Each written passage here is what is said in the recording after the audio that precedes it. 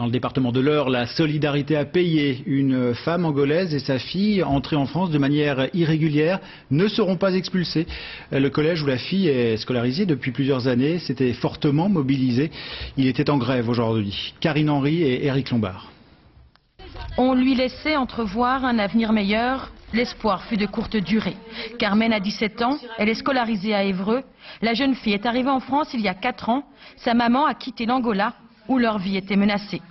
Elle vit au jour le jour dans l'incertitude administrative. Carmen et sa maman sont menacées d'expulsion depuis plusieurs mois. Professeurs et élèves se sont mobilisés pour demander leur régularisation. L'espoir est venu de Jean-Louis Debré. Le maire d'Évreux a décidé de s'engager personnellement.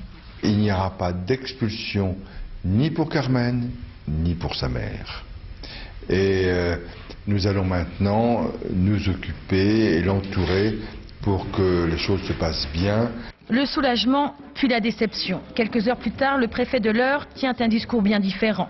Certes, il confirme qu'il ne procédera à aucune action de force, mais il ne voit aucune raison dans ce dossier pour régulariser ou délivrer un titre de séjour. Il est là, dit-il, pour appliquer la loi. Je n'ai aucune raison de faire une régularisation.